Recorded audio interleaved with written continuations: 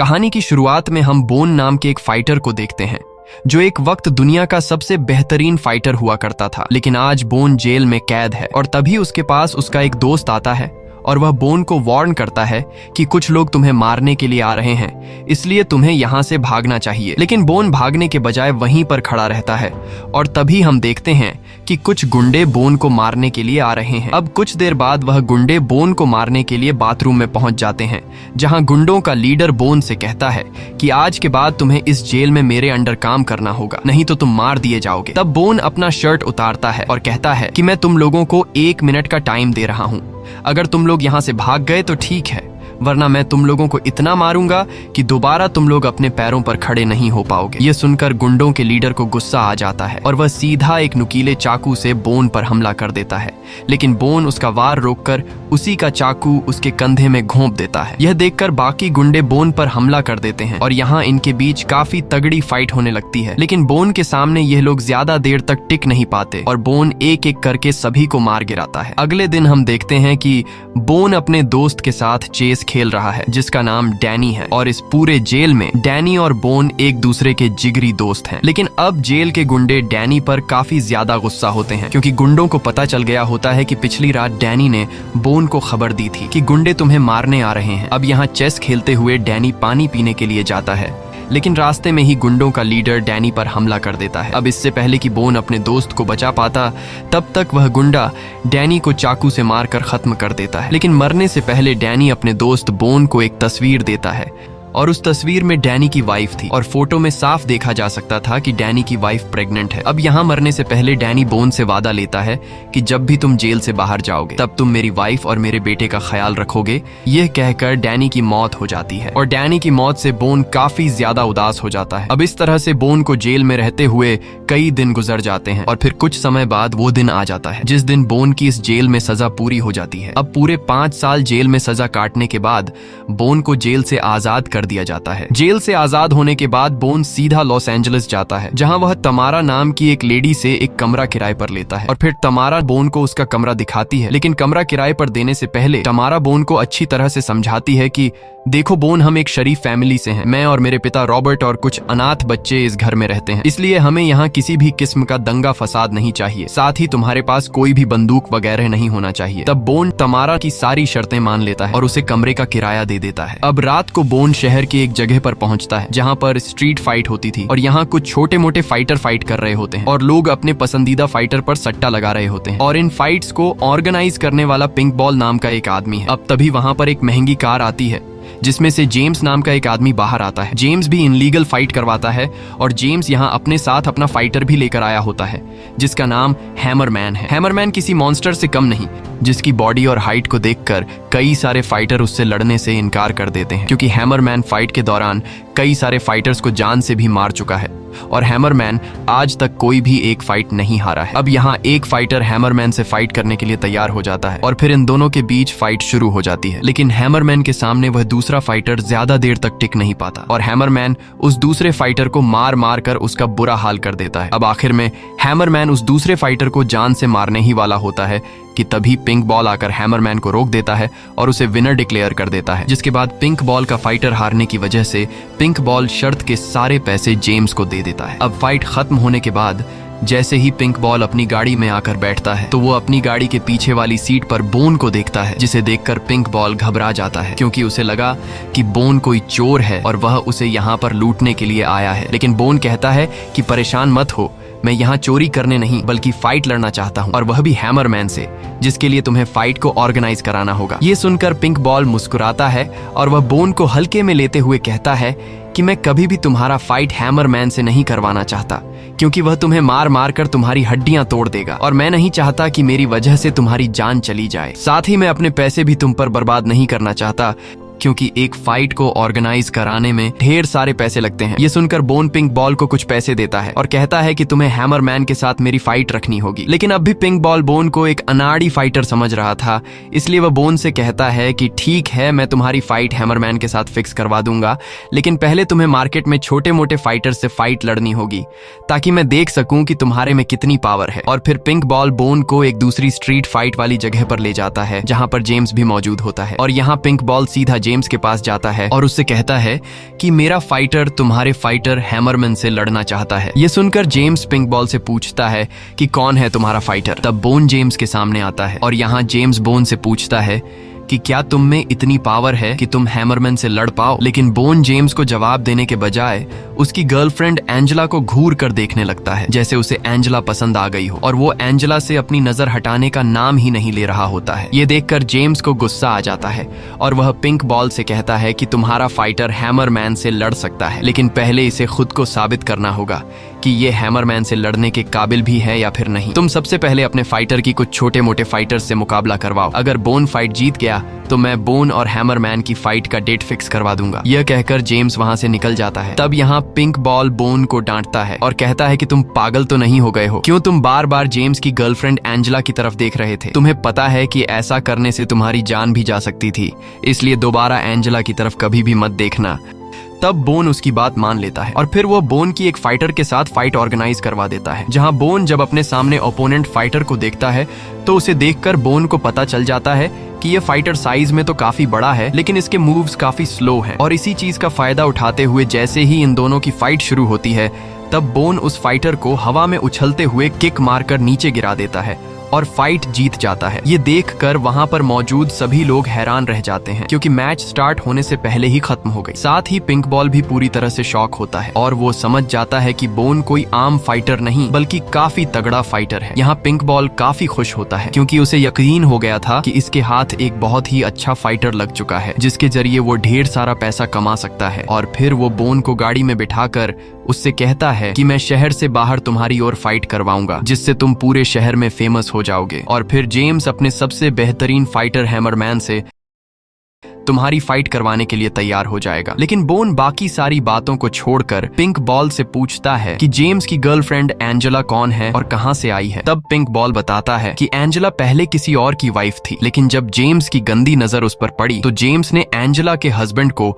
झूठे केस में फंसाकर जेल भेज दिया और फिर जेम्स ने एंजेला को अपनी गर्लफ्रेंड बना लिया। मगर उस समय एंजेला मां बनने वाली थी। तब जेम्स ने एंजेला को मजबूर किया कि वो अपना बेटा अनाथ आश्रम में दे दे, वरना वो उसके बेटे को मार देगा। और फिर न चाहते हुए एंजेला को अपना बेटा अनाथ आश्रम में देना पड़ा, जिससे एंजेला पूरी तरह से टूट गई। और इसी चीज का फायदा उठाते हुए जेम्स ने एंजेला को नशे का आदी बनवा दिया, जिस वजह से अब एंजेला चाहकर भी जेम्स को नहीं छोड़ सकती। वहीं हम जेम्स और एंजेला को देखते हैं, जहां जेम्स एंजेला के करीब जाने की कोशिश करता है, लेकिन एंजेला उसे अपने करीब आने नहीं देती, जिससे जेम्स काफी गुस्सा हो जाता है। और यहाँ हमें पता चलता है कि एंजेला जेम्स से काफी नफरत करती है, लेकिन अपने नशे की जरूरत को पूरा करने के लिए वो जेम्स को नहीं छोड़ सकती। वहीं दूसरी तरफ हम बोन को देखते हैं, जो तमारा के साथ घर के बाहर बैठा होता है। तभी एक बच्चा जिसे तमारा ने अडॉप्ट किया है, वो बच्चा कुछ गुंडों के साथ बात कर रहा होता है। यह देखकर तमारा गुस्सा हो जाती है और वो अनाथ बच्चा जिसका नाम जेरल्ड है उसे अपने पास बुलाती है, लेकिन वो बच्चा तमारा की बात नहीं सुनता। साथ ही वो गुंडे भी तमारा को उल्टा सीधा बोलने लगते हैं। यह देखकर बोन उन गुंडों के सामने खड़ा हो जाता है, जिसे देखकर वो गुंडे चुपचाप वहां से भाग जाते हैं। वहीं दूसरी तरफ जेम्स को उसका एक आदमी बोन की फाइट की एक वीडियो क्लिप दिखाता है, जिसमें बोन एक ही किक में अपने ओपोनेंट को नॉक आउट कर देता है। ये देखकर जेम्स समझ जाता है कि बोन काफी अच्छा फाइटर है और वो अपने आदमी से कहता है कि मैं जल्द हैमरमैन और बोन की फाइट फिक्स करवाने वाला हूं। वहीं दूसरी तरफ पिंक बॉल तमारा के घर के सामने अपनी गाड़ी लेकर आता है और वो बोन को अपने साथ चलने के लिए कहता है। तब बोन भी उसके साथ गाड़ी में बैठ जाता है और पिंक बॉल बोन को गाड़ी में लेकर सीधा एक स्ट्रीट फाइट वाली जगह पर लेकर आता है, जहां पर दो लड़कियां लड़ रही होती हैं और इनमें से एक लड़की जिसका नाम रीटा है, वो काफी ज्यादा फुर्ती से फाइट करती है और अपने ओपोनेंट को बुरी तरह से पीटकर मैच जीत जाती है। इसके बाद पिंक बॉल टैटो नाम के एक आदमी के पास जाता है और टैटो भी पिंक बॉल की तरह यहाँ की सारी फाइट ऑर्गेनाइज करवाता है। अब यहाँ पिंक बॉल टैटो से कहता है कि मेरे पास एक फाइटर है जिसका नाम बोन है, क्या तुम्हारे पास कोई ऐसा फाइटर है जो मेरे फाइटर को हरा सके? तब टैटो कहता है कि हाँ, मेरे पास भी एक फाइटर है और फिर वो शोल्डर नाम के एक फाइटर को बोन से लड़ने के लिए भेजता है। अब यहाँ बोन अपने सामने शोल्डर को देखकर समझ जाता है कि शोल्डर एक बहुत ही कमजोर फाइटर है, बस वो वैसे ही फिजल में उछल कूद रहा है। अब कुछ देर बाद इन दोनों के बीच फाइट शुरू हो जाती है, लेकिन यहाँ बोन शोल्डर को सीधा एक जोरदार पंच मारकर नीचे गिरा देता है और मैच जीत जाता है। यह देखकर वहां पर मौजूद सभी लोग शॉक हो जाते हैं। और यहाँ पिंक बॉल पैसे जीतने की खुशी में सीधा टैटू के पास जाता है और उससे कहता है कि क्या तुम्हारे पास कोई और फाइटर है? अगर तुम चाहो तो तुम अपने 2 फाइटर्स बोन के साथ लड़वा सकते हो। ये सुनकर टैटू को अपने हारे हुए पैसे रिकवर करने का ख्याल आता है और वो बोन से अपने 2 फाइटर्स का मुकाबला करने के लिए तैयार हो जाता है। लेकिन पिंक बॉल टैटू से कहता है कि अगर तुम मेरे फाइटर से 2 फाइटर्स का मुकाबला करा रहे हो तो बेट भी डबल होनी चाहिए, यानी कि अगर तुम्हारे दोनों फाइटर्स हार गए तो तुम्हें पैसे डबल देने पड़ेंगे। तब टैटू इस शर्त को एक्सेप्ट कर लेता है और फिर बोन के साथ 2 फाइटर्स की फाइट शुरू हो जाती है। लेकिन बोन उन दोनों फाइटर्स पर भारी पड़ता है। यहाँ बोन पहले वाले फाइटर को किक मारकर नीचे गिरा देता है और फिर वो दूसरे फाइटर को उठाकर जमीन पर पटकता है, जिसके बाद वह उस फाइटर का हाथ तोड़ देता है और यह मैच भी जीत जाता है। अब यह देखकर टैटू काफी ज्यादा गुस्सा हो जाता है और वो पिंक बॉल से कहता है कि इस बार मैं अपने 10 फाइटर्स बोन से लड़वाऊंगा। तब पिंक बॉल कहता है कि ठीक है, कोई बात नहीं, लेकिन रूल्स वही होंगे। अगर तुम्हारे 10 फाइटर्स बोन को नहीं हरा पाए तो तुम्हें मुझे 10 गुना ज्यादा पैसे देने होंगे। अब यहाँ कुछ देर के लिए टैटू सोचता है और फिर वह इस शर्त के लिए मान जाता है और फिर इनकी फाइट शुरू हो जाती है, जहाँ एक साथ 10 फाइटर्स बोन पर टूट पड़ते हैं। लेकिन बोन पीछे नहीं हटता और वह उनका डटकर मुकाबला करता है। अब कुछ देर तक फाइट चलने के बाद बोन एक एक करके सभी फाइटर्स को मार गिराता है। ये देखकर वहां पर मौजूद सभी लोग हक्के बक्के रह जाते हैं और बोन अपनी फाइटिंग स्किल्स के लिए पूरे शहर में फेमस हो गया। अब यहाँ टैटू को अपनी गलती का एहसास होता है कि कैसे जज्बात में आकर उसने अपने सारे पैसे हरा दिए और अब टैटू बोन को पैसे नहीं देना चाहता था, इसलिए वो अपनी गन निकालकर बोन पर तान देता है। लेकिन बोन उससे गन छीन लेता है और उसकी पॉकेट से सारे पैसे निकाल लेता है। वहीं बोन की फाइटिंग स्किल्स को देखते हुए शुरुआत में फाइट करने वाली फाइटर लड़की बोन से काफी ज्यादा इंप्रेस हो जाती है और वो अपना नंबर बोन को दे देती है, जिसके बाद बोन पिंक बॉल के साथ गाड़ी में बैठकर वहां से निकल जाता है और इस तरह से बोन पूरे शहर में मशहूर होने लगता है। अब बोन दिन रात प्रैक्टिस करता है और वो शहर के और भी कई सारे फाइटिंग टूर्नामेंट में हिस्सा लेता है, जहां वो फाइट्स जीतकर पिंक बॉल के लिए ढेर सारा पैसा कमाता है और लोग बोन को एक ऐसे फाइटर के नाम से जानने लगते हैं जिसे हराना बिल्कुल नामुमकिन था। और एक दिन फाइट लड़ने के बाद जब बोन वापस अपने घर आता है तो तमारा की नजर उसके माथे पर लगी चोट पर गई, जिसे देखकर तमारा बोन को फाइट लड़ने से मना करती है और फिर वह बोन के जख्मों पर मरहम पट्टी करने लगती है। साथ ही वो बोन से कहती है कि तुम रात को इतने देर से मत आया करो क्योंकि मुझे तुम्हारा इंतजार करना पड़ता है, जिस वजह से अक्सर मैं सुबह काम पर जाते हुए लेट हो जाती हूँ और साथ ही मुझे सुबह में अनाथ बच्चों का ख्याल भी रखना होता है। ये सुनकर बोन तमारा से पूछता है कि क्या ये जो सारे बच्चे हैं वो सभी अनाथ हैं? तब तमारा हाँ में जवाब देती है और कहती है कि ये सभी बच्चे मैंने 3 साल पहले अडॉप्ट किए थे, लेकिन जेरल्ड नाम का जो लड़का है उसे मैंने 1 साल पहले अडॉप्ट किया था और जेरल्ड अक्सर उदास खिड़की के पास इंतजार में बैठा रहता है क्योंकि उसे अब भी उम्मीद है कि शायद एक दिन मेरे असली माता पिता मुझे लेने आएंगे। और फिर अगली सुबह जब तमारा नींद से जागती है तो वो देखती है कि बोन ने बच्चों को सारी तैयारी करवा दी है और अब बोन जेराल्ड को मार्शल आर्ट्स की ट्रेनिंग दे रहा है। ये देखकर तमारा काफी खुश हो जाती है। वहीं दूसरी तरफ हम जेम्स को देखते हैं जो अपनी गाड़ी से एक लड़की का पीछा कर रहा होता है क्योंकि उस लड़की के पास जेम्स की कुछ सीक्रेट इन्फॉर्मेशन होती है। अब आखिर में वो लड़की एक जगह में फंस जाती है जहाँ से आगे उसे भागने का कोई रास्ता नहीं मिलता और फिर जेम्स उस लड़की को अपनी गाड़ी से कुचल देता है और तभी वहाँ हम तमारा के फादर को देखते हैं जो जेम्स को लड़की को मारते हुए देख लेता है। अब फाइनली वो दिन आ जाता है जिस दिन बोन और जेम्स के सबसे बेहतरीन फाइटर हैमरमैन का मुकाबला होने वाला है। लेकिन यहाँ हम देखते हैं कि जेम्स के कुछ लोग फाइट से पहले हैमरमैन को ड्रग्स के इंजेक्शन दे रहे हैं ताकि वह और भी ज्यादा ताकतवर हो जाए और उसे दर्द बिल्कुल भी महसूस न हो। अब कुछ देर बाद फाइट के लिए सभी लोग इकट्ठा हो जाते हैं और फिर हैमरमैन और बोन की फाइट की शुरुआत हो जाती है जहां हैमरमैन बोन पर टूट पड़ता है, लेकिन बोन हैमरमैन के पंच से खुद को बचाता है और फिर कुछ देर बाद जब हैमरमैन थक जाता है तब मौके का फायदा उठाते हुए बोन उस पर मुक्कों की बरसात कर देता है और हैमरमैन को नीचे गिरा देता है। लेकिन हैमरमैन इतनी आसानी से हार नहीं मानता और वह फिर से उठकर खड़ा होता है, मगर इस बार बोन हैमरमैन पर टूट पड़ता है और वह हैमरमैन को कई पंच और किक मारकर बुरी तरह से घायल कर देता है और हैमरमैन हार मानकर नीचे गिर जाता है। अब हैमरमैन को हराने के बाद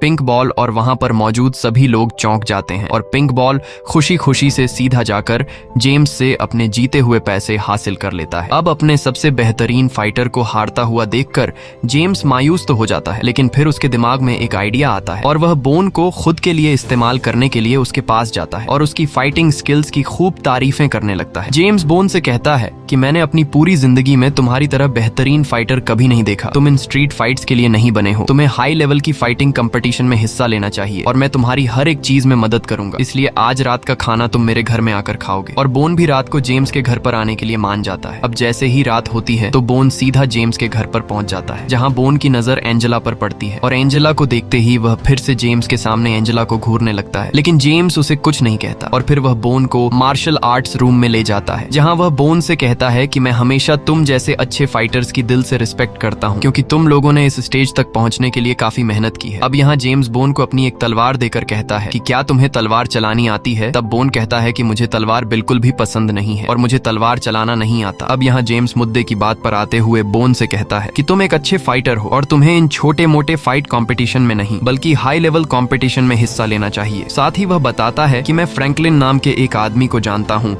जो बहुत ज्यादा अमीर है और वह भी मेरी तरह फाइटर्स का मुकाबला करवाने का शौकीन है। साथ ही उसके पास दुनिया का सबसे बेहतरीन फाइटर है जिसका नाम प्राइज है और प्राइज आज तक अपनी जिंदगी में एक भी फाइट नहीं हारा है। प्राइज दिखने में तो एक आम सा फाइटर लगता है, लेकिन वो रिंग में पूरी तरह से खूनख्वार हो जाता है और अब तक उसने फाइट के दौरान 4 लोगों की जान भी ली है। इसीलिए प्राइज आज दुनिया का सबसे बेहतरीन फाइटर है। लेकिन प्राइज से हर एक फाइटर फाइट नहीं कर सकता, क्योंकि प्राइज से लड़ने के लिए सबसे पहले फाइटर को $5 मिलियन जमा करने होंगे। मगर पैसों के लिए तुम्हें परेशान होने की जरूरत नहीं। मैं $5 मिलियन तुम पर बेट लगाऊंगा, लेकिन बदले में तुम्हें मेरे लिए लड़ना होगा और अगर तुम फाइट जीत गए तो तुम इतने पैसे कमा लोगे कि तुम्हारी पूरी जिंदगी बदल जाएगी। बस तुम इतना बता दो कि क्या तुम इस फाइट के लिए राजी हो। तब बोन इस फाइट में कुछ खास इंटरेस्ट ना दिखाते हुए कहता है कि वो इस बारे में सोचेगा। ये सुनकर जेम्स समझ जाता है कि बोन को इस फाइट के लिए कैसे राजी करना है और फिर वह सीधा एंजेला के पास जाता है और उससे कहता है कि तुम्हें बोन के पास जाना पड़ेगा, जिसके साथ तुम्हें एक रात बितानी पड़ेगी और तुम्हें बोन को फाइट के लिए राजी करना होगा। तब एंजेला बोन के साथ जाने से साफ साफ इनकार कर देती है। ये सुनकर जेम्स गुस्सा हो जाता है और वह अपने हाथ में एंजेला को ड्रग्स दिखाते हुए कहता है कि अगर तुमने बोन को फाइट के लिए राजी कर दिया तो मैं तुम्हें ये ड्रग्स दे दूंगा। अब नशे की आदी होने की वजह से एंजेला जेम्स की बात मान लेती है और बोन के साथ कमरे के अंदर चली जाती है। लेकिन जैसे ही बोन एंजेला के करीब आने की कोशिश करता है तब एंजेला उस पर बंदूक तान देती है और कहती है कि अगर तुमने मेरे करीब आने की कोशिश की तो मैं तुम्हें मार दूंगी। तब यहाँ बोन अपनी जेब से एक तस्वीर निकालकर एंजेला को दिखाता है, जिसे देखकर एंजेला सोच में पड़ जाती है। दरअसल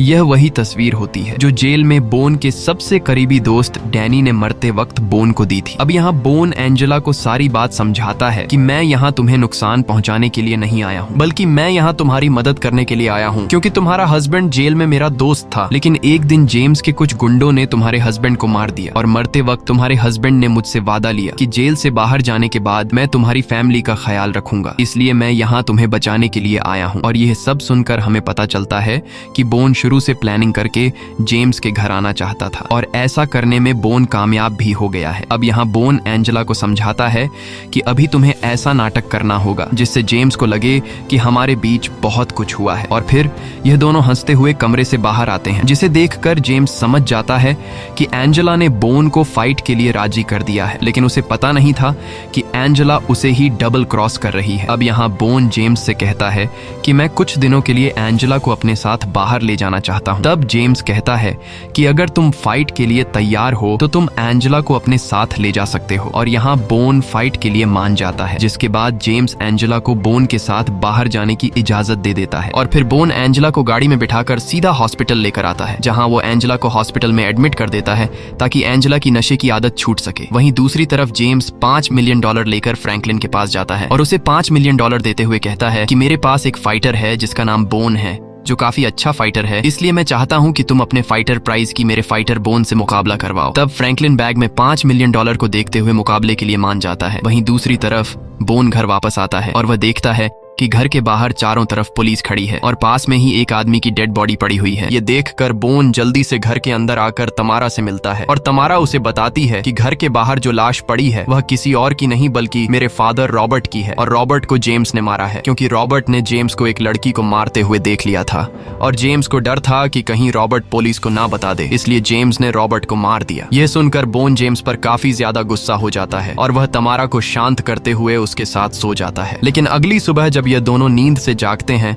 तो ये दोनों अपने सामने जेम्स को देखते हैं जो जेरल्ड को पकड़कर खड़ा होता है। अब यहाँ बोन टमारा और जेरल्ड को बाहर भेज देता है और खुद जेम्स से बात करने लगता है। तब जेम्स उसे बताता है कि मैंने $5 मिलियन जमा करा दिए हैं तुम्हारी फाइट के लिए और 3 दिन बाद तुम्हारी फाइट है, इसलिए तुम फाइट के लिए तैयार रहना। लेकिन बोन जो पहले से रॉबर्ट की मौत की वजह से जेम्स पर गुस्सा था, इसीलिए वो जेम्स से कह देता है कि मैं यह फाइट नहीं लड़ूंगा। ये सुनकर जेम्स गुस्सा हो जाता है और कहता है कि मैंने आज ही $5 मिलियन जमा कराए हैं। अगर तुमने फाइट नहीं लड़ी तो मेरे $5 मिलियन डूब जाएंगे और मैं पूरी तरह से बर्बाद हो जाऊंगा। लेकिन बोन किसी भी कीमत पर फाइट के लिए तैयार नहीं था। ये सुनकर जेम्स गुस्से से अपनी तलवार निकालकर बोन पर हमला करने की कोशिश करता है, लेकिन बोन उससे तलवार छीन लेता है। तब यहाँ जेम्स जल्दी से अपनी बंदूक निकालकर तमारा पर तान देता है और कहता है कि अगर तुमने फाइट नहीं लड़ी तो मैं तुम्हारे साथ साथ तमारा और यहाँ पर मौजूद अनाथ बच्चों को भी मार दूंगा। अब तमारा और अनाथ बच्चों की जान बचाने के लिए बोन फाइट के लिए मान जाता है और जेम्स वहां से चला जाता है। तब यहाँ बोन टमारा से कहता है कि तुम सभी बच्चों को लेकर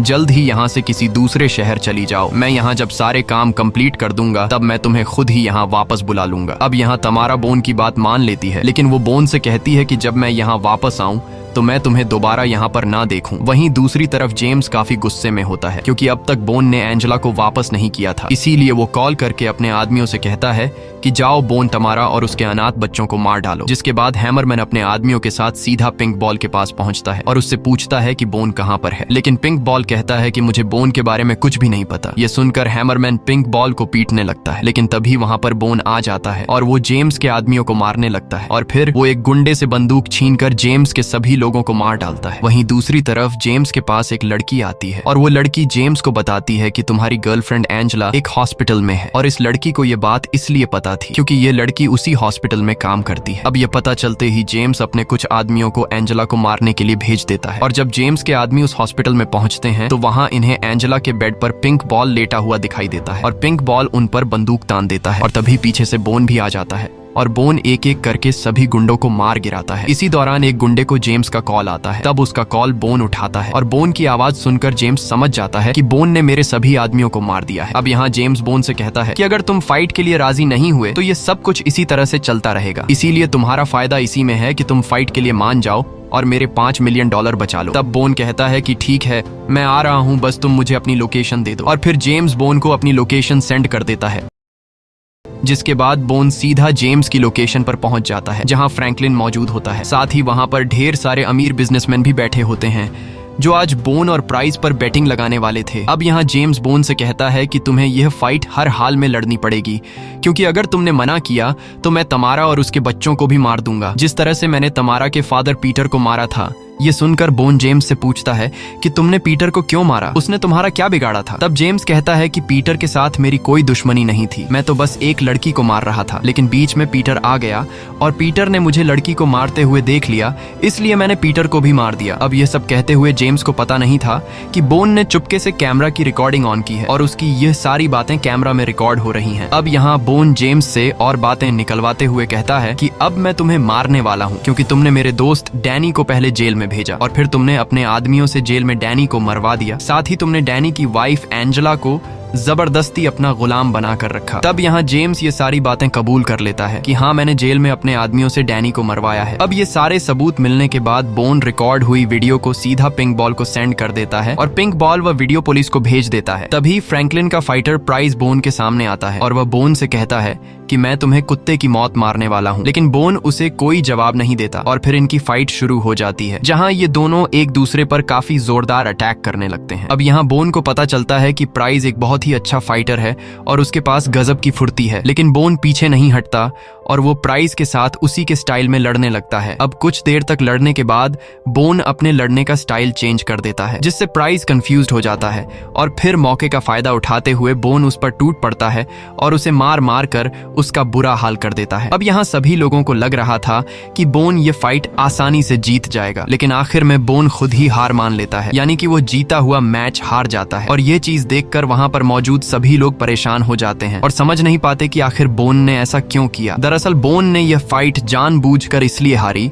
ताकि जेम्स के सारे पैसे खत्म हो जाएं। उसने जितने भी पैसे दांव पर लगाए हैं वह सब हार जाए। और यह देखकर जेम्स गुस्से से लाल हो जाता है, जिसके बाद वो एक तलवार उठाकर बोन पर हमला कर देता है। लेकिन बोन जैसे तैसे करके खुद को जेम्स के हमले से बचाता है। तब यहाँ फ्रैंकलिन कहता है कि बोन को भी एक तलवार दो ताकि मुकाबला बराबरी का हो। और फिर जब बोन को तलवार दी जाती है तो वो तलवार को इस तरह से इस्तेमाल करता है जिससे जेम्स की आंखें खुली की खुली रह जाती हैं, क्योंकि बोन ने कहा था कि उसे तलवार चलाना बिल्कुल भी नहीं आता। लेकिन असल में बोन को तलवार में भी महारत हासिल है। और फिर जैसे ही इन दोनों की फाइट शुरू होती है, बोन जेम्स का हाथ काट देता है और फिर वो वहां से भागने लगता है, क्योंकि बोन ने देख लिया कि पुलिस यहाँ पर पहुंच चुकी है। और फिर पुलिस जेम्स को 3 आदमियों के मर्डर के केस में अरेस्ट कर लेती है। मूवी के आखिर में हम एंजेला को देखते हैं, जो नशे की आदत से पूरी तरह से छूटकर हॉस्पिटल से बाहर आती है और वो सीधा तमारा के घर पर आकर जेरल्ड को गले लगाती है और अपने बेटे को पाकर काफी खुश होती है। साथ ही जेरल्ड, जो पिछले कई सालों से अपनी मदर का इंतजार कर रहा था, आज उसका इंतजार पूरा हो गया। यहाँ हमें पता चलता है कि जेरल्ड असल में एंजेला का बेटा है और बोन तमारा के घर पर जेरल्ड का ख्याल रखने के लिए आया था, क्योंकि उसने जेल में अपने दोस्त डैनी से वादा किया था कि जेल से आजाद होने के बाद